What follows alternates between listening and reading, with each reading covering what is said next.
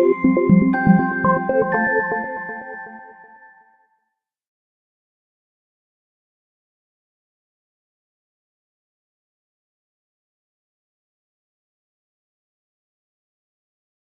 troisième présentation est une présentation qui va traiter de la loi de 2005 sur l'accessibilité pour les personnes handicapées de l'Ontario. Cette présentation sera faite par Mme Judith Parisien. Elle est la fondatrice et directrice générale d'un organisme provincial francophone de développement communautaire pour la personne handicapée Ontario français qui se nomme le Phoenix. En étroite collaboration avec l'équipe du Phoenix, elle a créé de nombreux outils d'éducation, de formation et de sensibilisation. Et elle est reconnue pour ses connaissances et son expertise en accessibilité et à promouvoir l'inclusion. En collaboration avec le gouvernement de l'Ontario, elle s'affaire à présenter, via divers moyens pédagogiques, la loi de 2005 sur l'accessibilité pour les personnes handicapées de l'Ontario, ainsi que les nouvelles normes du règlement accompagnant cette loi. La parole est à vous. Oui, là je parle à la minuterie, tantôt j'avais oublié. Je peux pas ça souvent. Bien, bon matin. Bienvenue. C'est un plaisir de faire partie de ce panel et venir de parler de l'accessibilité. On est dans un contexte de partenariat. On est dans un groupe qui vient ici parler de partenariat. Donc, j'utilise la loi de 2005 sur l'accessibilité pour les personnes handicapées pour venir vous parler de l'impact et de la façon dont on a réussi à créer du partenariat en utilisant, dans un contexte d'une loi. Donc, je ne m'en viens pas tout vous parler de la loi et de ses détails, de ses exigences, mais de son impact au niveau du partenariat. Donc, écoutez, ça fait 3 jours qu'on est ici. On commence à avoir un bon portrait du nombre de personnes handicapées qu'il y a au monde, dans les provinces, de son impact au niveau du tourisme, des loisirs, de notre population vieillissante. Donc, je vais aller beaucoup plus vite pour aller parler vraiment de partenariat. Quand la loi est arrivée, qu'on a commencé à vouloir avoir une loi en Ontario, notre objectif premier, c'était d'éliminer les obstacles. Et que cette loi qu'on parle représente l'ensemble des personnes en situation de handicap. Donc, on parle de gens qui ont des limitations physiques, visuelles, auditives, intellectuelles et de santé mentale. Donc, quand on regarde les obstacles, c'est au-delà de ce qui est l'handicap, des obstacles physiques, d'architecture, mais aussi au niveau de l'environnement, au niveau du comportement. Il va sans dire que l'obstacle premier auquel l'ensemble de la population en situation de handicap rencontre quotidiennement, quelle que soit la limitation ou la déficience, c'est les attitudes. L'attitude par rapport. Puis même hier, dans l'entrevue de la facture, on réalise que l'obstacle, c'est l'incompréhension, c'est l'attitude par rapport à la personne. C'est de ne pas comprendre quel est l'obstacle. Donc, dans le cadre de la loi de 2005, on a voulu changer, on a voulu informer. Donc, un groupe de... Je vais un peu vous parler un peu plus tard du contexte, comment on a réussi. Mais dans le cadre de la loi, il y a 5 grandes normes. Une sur le service à clientèle, une sur les informations et communications, le transport, l'emploi et la conception d'espaces publics. Initialement, il y a des dates de tombée où les gens doivent se rapporter. Je ne rentre pas là-dedans. Mais la première norme qui a été développée et qui a été présentée à la collectivité ontarienne a été celle sur les services à clientèle. Moi, ça fait 30 ans que je fais du développement communautaire. Quand j'ai vu la norme sur les services à clientèle arriver, je me dis « ouais, est-ce que ça va être assez fort? Quel changement est-ce que cette norme va apporter? » Eh bien, j'ai été agréablement surprise. Parce que service à clientèle, si son seul mandat était d'éduquer et de sensibiliser la population, elle a réussi. Parce que depuis 2005, on voit en Ontario un changement dans la compréhension, dans la volonté de savoir, dans la curiosité du citoyen. En même temps, ça a permis à des organismes de personnes handicapées. Là, il y a eu une demande qui est rentrée dans les différents organismes à travers l'Ontario, qu'ils représentent les personnes ayant des déficiences visuelles, auditives, que ce soit des groupes représentant différentes déficiences physiques, limitations. Ils ont reçu de la demande. Les gens étaient curieux de savoir. Il y avait besoin d'en comprendre davantage. Donc, ces gens-là ont commencé à établir des partenariats, à être proactifs et à développer des outils et des ressources. Donc, il y a des guides, des formations. Il y a plein d'outils qui ont été développés. Je vais vous expliquer comment on a développé les normes. D'abord, je ne donne pas d'avance dans mes présentations. Qui est touché par notre loi? L'ensemble de la population. L'ensemble de la population, un employé plus. Que ce soit un gouvernement provincial, régional, municipal, les écoles, les collèges, les universités, les hôpitaux. C'est simple, l'ensemble. Et l'entreprise privée, qui a un rôle excessif, un rôle très important pour assurer l'accessibilité. Les organismes à but non lucratif aussi sont touchés. Tous ces gens-là, pour réussir à développer les normes, les 5 normes qui sont maintenant en vigueur, ils ont créé des comités consultatifs, des comités de travail. Pour chacune des normes, on parle d'environ une cinquantaine de personnes, d'experts qui se sont rencontrés, qui ont travaillé ensemble et qui ont travaillé pour une norme. Il y avait une cinquantaine pour les services à clientèle. Dans la même année, tu avais à peu près 50-60 personnes qui travaillaient en transport, à développer une norme sur le transport. Donc, on a commencé à avoir des conversations. La même chose en employabilité, la même chose dans la conception d'espace public. Les gens, en anglais, on appelle ça la norme, les codes du bâtiment. Les gens, on sait tous les gens, est-ce qu'il y en a ici qui sont du code du bâtiment?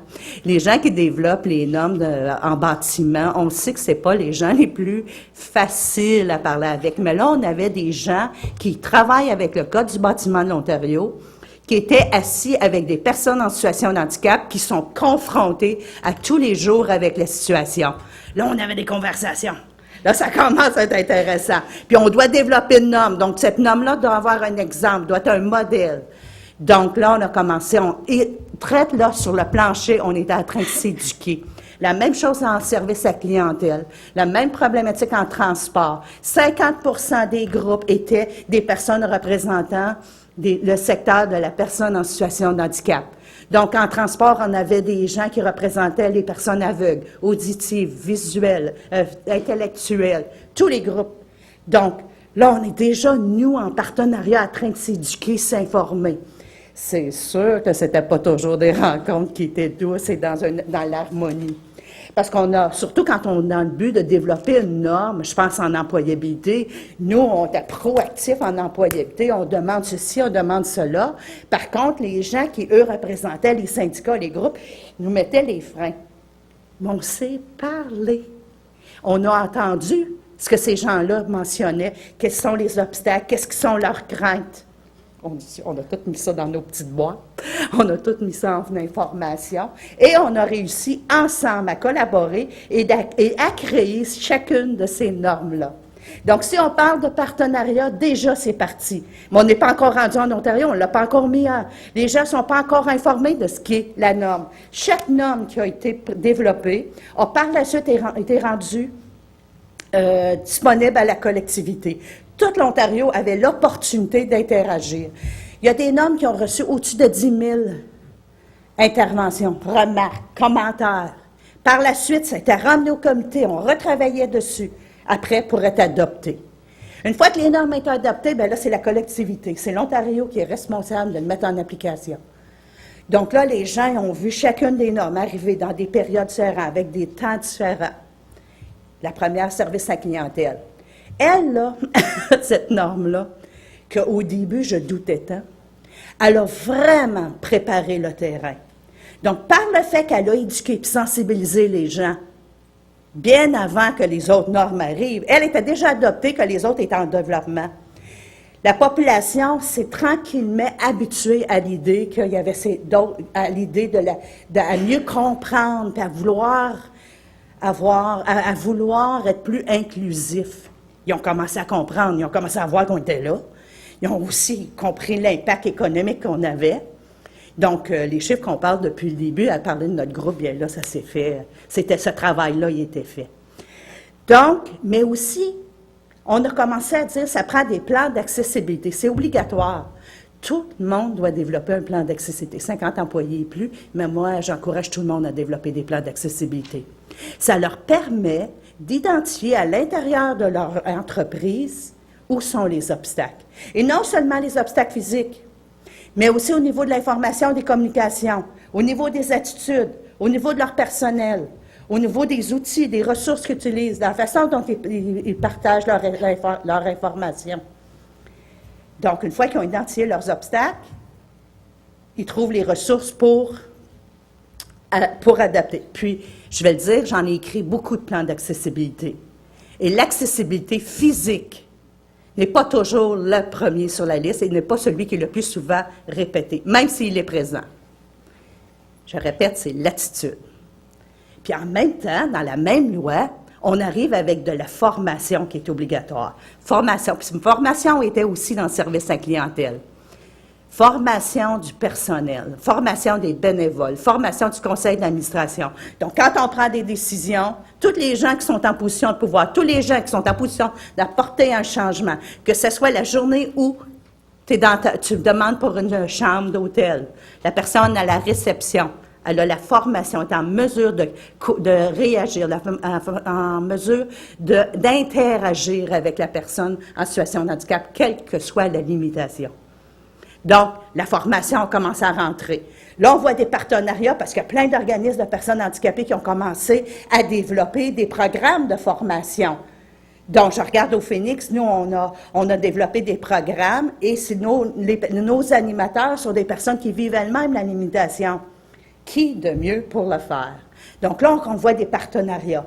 On voit des organismes qui commencent de plus en plus, des entreprises, des gouvernements, des municipalités, qui commencent de plus en plus à créer des liens avec les organismes et les groupes de leur région pour en connaître davantage. Il y a un partenariat super bien qui s'est fait. On est en avancement. Je suis pas naïve, je vous ferai pas croire que le portrait, il est parfait. Mais il reste que, je suis ici pour un atelier de partenariat et c'est un processus qui marche. Il y a une discussion. Il y a une discussion avec les gouvernements. Il y a encore beaucoup à changer. Il y a beaucoup à changer partout en Ontario. Mais la discussion, la graine, elle est semée, puis on va tranquillement cultiver. Aussi, les gens doivent développer, dans le cadre de la loi, une politique d'accessibilité. Donc, toute entreprise de 50 employés et plus doit développer une politique envers employés aussi. Hey, déjà, ils sont obligés de mettre sur papier, d'avoir une idée de quelle est leur vision de leur entreprise au niveau du développement touristique, que ce soit au niveau des parcs, au niveau des municipalités, par rapport aux citoyens en situation de handicap. Ça aussi, c'est excellent. Attends, oui, je vois que j'ai passé un peu mon temps. C'est vous donner, puis tous les partenariats, comme vous avez pu le remarquer, se sont faits dans tous les domaines, en emploi, en transport, en information, communication. Il y a 3 ans, on se questionnait comment on fait pour faire un site Internet accessible. Maintenant, on reçoit régulièrement des invitations pour participer à des webinaires sur les sites Internet accessibles. Le voyez-vous, le partenariat? Puis les entreprises se voient. Ils voient la possibilité de prendre, ils voient une possibilité, ils voient une part du marché, c'est une opportunité pour eux, puis les gens développent en fonction de notre vision. Donc, c'est un peu un court aperçu de ce qui se passe en Ontario et de comment on veut être proactif pour être inclusif et pour permettre à toute personne en situation de handicap de vivre à part entière dans une province et dans un pays. Merci. Bonjour, Dora de Solidaire International, Ontario-Ottawa. J'ai deux petites remarques. Première, c'est une question et puis une information à partager avec vous. Dans toutes vos présentations, vous parlez de partenariat avec le secteur privé. Est-ce que c'est du secteur privé qui fait partie de la chaîne de valeur du tourisme et plus particulièrement de la chaîne de valeur de l'accessibilité ou ces entreprises privées dans d'autres secteurs? Et la deuxième, c'est de partager avec vous une bonne nouvelle. Assistant à ce sommet-là, je ne peux être indifférente à penser un modèle d'affaires qui peut intégrer systématiquement une approche qui permet de soutenir les activités accessibles pour tous. Et je viens de mettre en place une entreprise en agribusiness, en agroalimentaire, spécialisée dans un processus qui a mis quelques années pour se mettre en place. Et je suis heureuse de partager avec vous la bonne nouvelle, c'est que j'ai réussi, il y a 2 jours, à convaincre notre conseil d'administration à intégrer systématiquement un modèle qui permet de financer des activités accessibles pour tous. Donc, c'est des produits bio, disons, avec un processus 100% naturel. Donc, ça va de soi avec la lignée Social Corporate Responsibility, c'est-à-dire des comportements socialement responsables, la qualité du produit. Et j'aimerais que cette pratique soit une tradition avec d'autres entreprises en agroalimentaire, parce que certainement des comportements socialement responsables alimentent certainement l'efficacité et la rentabilité financière des entreprises. Et j'en témoigne de quelques études que j'ai moi-même faites pour des groupes internationaux pour démontrer la pertinence et la valeur ajoutée des pratiques socialement responsables dans l'efficience de la performance financière de l'entreprise. Et merci. En fait, je pense que les entreprises privées sont incontournables. Ils sont soit déjà impliqués dans le domaine, soit des entreprises touristiques ou des entreprises qui se sentent touchées par le tourisme, mais ce n'est bien sûr pas notre seul partenaire. Il faut absolument inclure, selon moi, tous les aspects du développement, c'est-à-dire la personne qui va utiliser les services, la personne qui va prendre les décisions en haut de quelles vont être les lois pour s'assurer que l'accessibilité se développe. Et en fait, il n'y a pas un seul niveau de partenaire qui, je crois, est nécessairement plus important que l'autre. Je pense que la seule version gagnante est d'avoir plusieurs niveaux de partenaires. Merci. Voilà. Mon nom, c'est Yves Daou. Je suis administrateur au Réplique. Avant tout, je voudrais vous féliciter, vous remercier pour le dynamisme de vos présentations. À travers la présentation d'aujourd'hui, ce matin, et les autres, on réfère toujours à un 15% de profit de la population en mobilité réduite à travers le monde, dont le Québec. Et il y a eu des reportages sur l'hôtellerie à la facture où on parle de 10% des chambres d'hôtel. J'ai assisté à une séance hier pour les amphithéâtres où on parle qu'on vise 3 à 5%. Je me demandé, est-ce qu'on passe à côté en allant en deçà de ce qui est le profit de la population, d'autant plus que la démographie est vieillissante? Et comment peut-on répondre à la demande si l'offre n'est pas au rendez-vous? Je vous remercie. C'est effectivement un grand débat à avoir. On essaie, en tout cas nous, chez Kéroul, on travaille beaucoup pour toujours améliorer ces chiffres-là, ne serait-ce dans le nombre d'endroits accessibles, dans justement les minimums d'accessibilité dans des lieux comme dans les amphithéâtres. Heureusement, avec le temps, se développent maintenant des façons de travailler qui peuvent être inclusives, parce que vous comprendrez que un des problèmes, comme dans un amphithéâtre, c'est qu'on nous dit, oui, mais si on enlève des sièges pour permettre l'accessibilité à des personnes en fauteuil roulant, ben à ce moment-là, on ne peut pas fendre ces espaces-là quand il n'y a pas personne en fauteuil roulant. Par contre, le Cirque du Soleil est un très bel exemple en ce sens. Comme dans bien d'autres choses, le Cirque du Soleil, je crois, a été assez novateur en installant des rangées où le siège peut être enlevé. Donc, moi, la dernière fois, je suis arrivée le jour même, je voulais aller au spectacle. J'ai demandé s'il restait des places. On m'a dit oui. Quand je suis entrée dans la salle, le siège était là. Ça a pris 2 secondes. Ils ont enlevé le siège. Et eux-mêmes, ce sont des sièges avec les haut-parleurs dans les sièges. Donc, je perdais en enlevant le siège. J'avais plus ces haut-parleurs pour avoir les effets sonores dans les oreilles. Et là, j'ai fait « Ah, c'est dommage. » Ils m'ont dit « Mais attendez, madame. » Et ils sont arrivés avec les 2 haut-parleurs à côté de moi. Donc, il y a des façons de faire et il faut tout simplement se baser sur ces exemples-là pour montrer que c'est pas vrai que si on se rend accessible, on va enlever de l'espace pour les autres et où ça va nécessairement coûter beaucoup plus cher parce que c'est un investissement de départ, mais après ça, c'est bon pour aussi longtemps que les autres sièges qu'ils auront mis. Fait que oui, on travaille très fort là-dessus. Vous avez tout à fait raison qu'il faut penser aussi au vieillissement de la population et qu'il y aura de plus en plus de demandes d'adaptation. Et c'est vrai au niveau physique, mais c'est vrai aussi au niveau des déficiences visuelles, auditives et autres. Parce que les gens vont de plus en plus sortir de chez eux parce qu'ils apprennent que ça se peut voyager, ça se peut utiliser les services de ma localité parce que ça devient accessible. Oui, puis si je peux rajouter là-dessus, oui, des fois, oui, on passe un peu à côté quand on voit des constructions présentes, comme les amphithéâtres qui vont avoir 3-4 % de sièges, parce que ces bâtiments-là vont être là pendant des années et des années. Et avec notre population vieillissante, oui, on va en avoir besoin. Donc, c'est là l'importance de vraiment éduquer nos architectes, nos ingénieurs, les gens qui dessinent, pour qu'il y ait une vision 50 ans plus loin. Ça, c'est une des raisons. Aussi, quand on parle de chiffres, il faut toujours se rappeler que 15 % c'est l'ensemble de la population en situation d'handicap.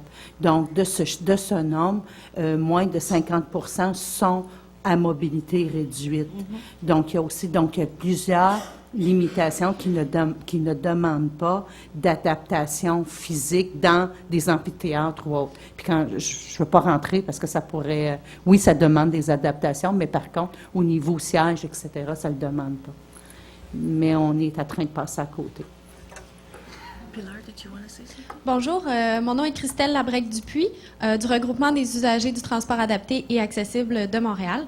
Madame Parisien, votre présentation m'a vraiment crinqué, comme on dit en bon québécois. J'espère que c'était bon. C'était très intéressant. Bon, on espère que c'était du bon côté. Oui, absolument. Là, j'ai comme envie de courir à Québec, réclamer une nouvelle loi puis des partenariats. Dans ce sens-là. Ma question porte un peu sur le nerf de la guerre, dans le fond. Avec la nouvelle loi, est-ce que le gouvernement a prévu de donner des subventions? Surtout, par exemple, aux autorités organisatrices de transport, vu que moi, c'est vraiment le transport, mon créneau. Là. Est-ce que c'est prévu de donner des subventions? Le message est clair en Ontario. Il n'y a pas de financement qui va donner en accessibilité. Donc, par contre, comme dans tout gouvernement, il y a du financement qui se fait au niveau du transport pour les nouveaux autobus, etc.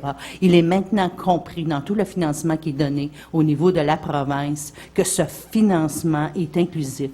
Il doit aussi assurer l'accessibilité. Donc, si je donne un exemple bien concret dans ton exemple, par rapport au transport, si le gouvernement finance des autobus, bien, ces autobus-là doivent être accessibles. Et puis, au début, c'était beaucoup, oui, le nerf de la guerre. Les gens disaient, oui, mais il n'y a pas d'argent, il n'y a pas d'argent. On réalise facilement que oui, il y a moyen de... Et c'est pas aujourd'hui, il y a quand même un processus, et c'est ça un plan d'action, un plan d'évaluation de son accessibilité. Ça permet d'avoir des actions. D'ici tant d'années, je vais devoir changer 3 autobus, ou 8, ou 20, ou 200 autobus. Donc, le processus est à long terme aussi au niveau de l'accessibilité. Il y a une planification. Mais il n'y a pas de financement. Est-ce que je peux me permettre une sous-question à cette question-là? Ici, je sais qu'on a une de nos difficultés, c'est qu'il n'y a pas de sanctions. Il y a des normes, il y a des lois, mais si on ne le fait pas, on a peut-être une tape ses doigts, c'est à peu près tout. Est-ce que vous, dans votre démarche, il y a une provision ou une décision il y aura une sanction si vous ne l'avez pas fait? Éventuellement. D'abord, je vais expliquer, je ne représente pas le gouvernement, je représente un organisme à but non lucratif, donc qui bénéficie d'une loi et qui est présentement en train de changer toute une philosophie, une approche ontarienne. Oui, il planifie, oui, il y a une loi dans le règlement. Par contre, présentement, l'approche, elle est de collaboration. L'objectif premier n'est pas de commencer à frapper sur le doigt. Il faut permettre à la population, aux entreprises, à planifier leur accessibilité. dans 20 ans, qu'est-ce qu'ils vont faire? Il est planifié d'avoir des sanctions, d'avoir des amendes, mais je suis vraiment pas de quelle façon il va le faire. On lit des nombres, on lit des chiffres, mais j'ose pas trop m'avancer Non, à je ce comprends. sujet. C'était juste une question générale. Ben, en fait, c'était ma deuxième question, donc merci. Désolée. Miss Silvana Lakis from Lebanon. It's really all of wonderful content you've been telling us. But I have one question about the norms and the standards. Are they put into conditions when a company, a touristic company, is about to open? I mean, is there a way of monitoring and of ensuring that these norms are part of the book when certifying an organization? And in Spain, when you talk about 5% of public transportation in general should be accessible, how do you know that the 5% is there? I mean, what type of monitoring do you have? Sorry, one last point. And these norms, are they being taught in any of the universities who teaches hotel management or tourism? Or because we need to think about sustainability. So such a huge initiatives and work should live forever. So I think we need to ensure that universities are also doing this as an obligation for students. Oui. Et peut-être que je me suis pas bien expliquée. Et ce que je voulais dire, c'est qu'en Espagne, c'est obligatoire que de tous les taxis qu'il y a dans chaque ville, 5% des taxis doivent être taxis adaptés.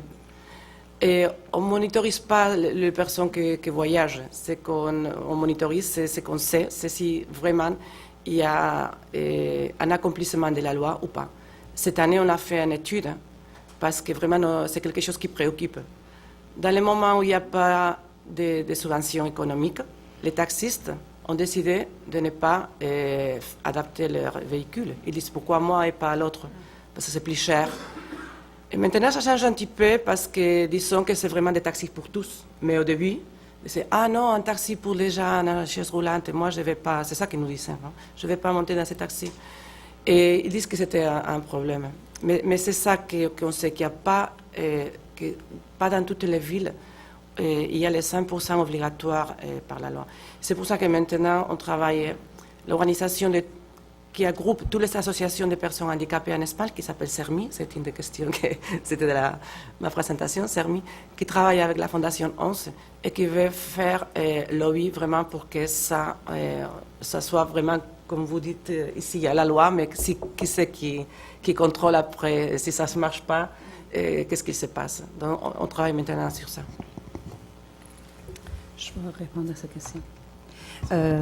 C'est sûr qu'on ne vit pas dans un monde parfait, donc oui, peut-être il y a encore des entreprises qui rouvrent, qui sont sur le marché et qui sont nouvelles et qui n'offriront pas un service accessible à tous en Ontario.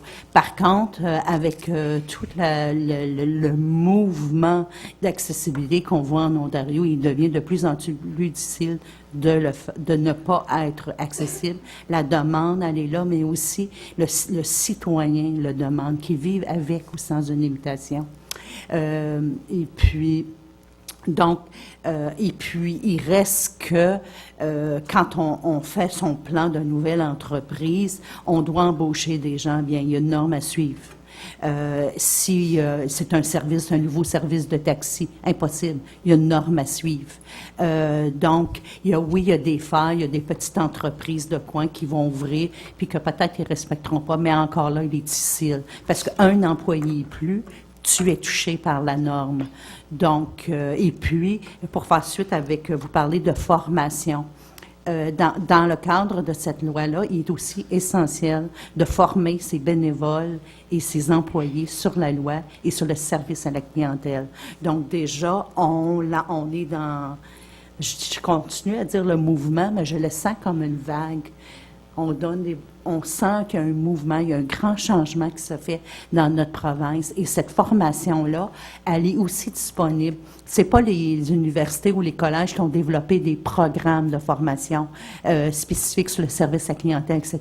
Mais il y a tellement, à cause des partenariats, des groupes de collectivités qui ont développé, que ça permet à ces groupes-là d'aller dans les institutions, former les jeunes. Moi, je vais beaucoup dans les institutions francophones, former sur le service à clientèle, l'importance, comment on interagit. Donc, on a comme ça vraiment semé cet intérêt et il devient de plus en plus inacceptable de ne pas être accessible.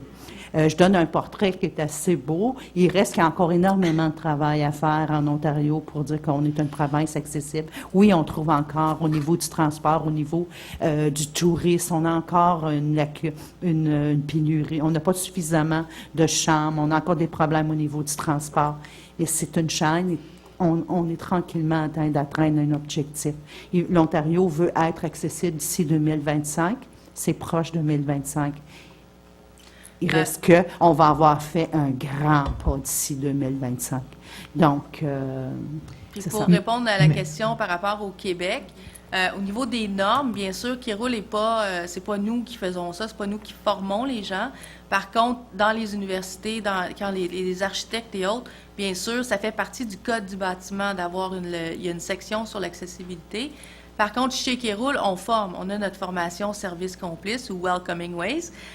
Et cette formation-là est donnée dans les écoles. Donc, on la donne autant dans l'industrie, des gens qui travaillent déjà dans l'industrie, dans les musées, dans les hôtels, les transports, etc., mais aussi chez les étudiants. Et c'est beaucoup apprécié.